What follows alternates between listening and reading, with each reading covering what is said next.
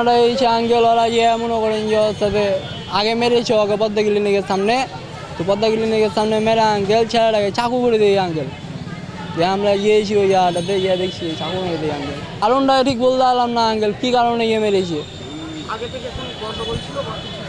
আগে থেকে হয়তো বা টক জালে একটু হয়েছে আঙ্কেল, রাগারাগি হয়েছে বলে মনে করেন যে কাজটা হয়ে গেছে।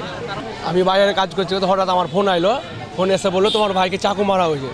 বলছি কারা মারছে? ওই জিসান আর মেহেদি মারছে। আমি কথাটা বলে ফোনটা কেটে দিলাম।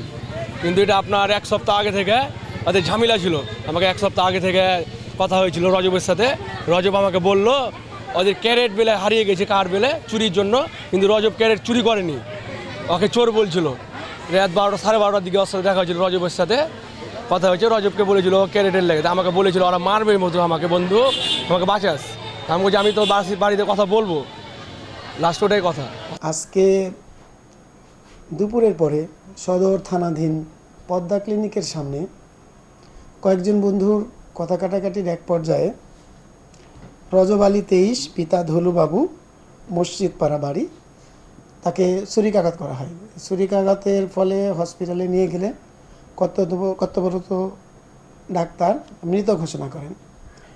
এরপর থেকেই সঙ্গে সঙ্গে পুলিশ ঘটনাস্থলে যায়, সেখানকার সিসি ফুটেজ সংগ্রহ করে আসামি ধরার চেষ্টা চলছে।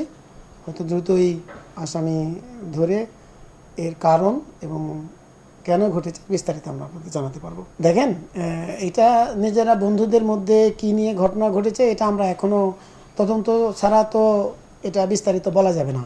তবে এরকম একটা বিচ্ছিন্ন ঘটনা, এখানে আইন শৃঙ্খলা অবনতির এরকম কোনো বিষয় আমরা মনে করছি না।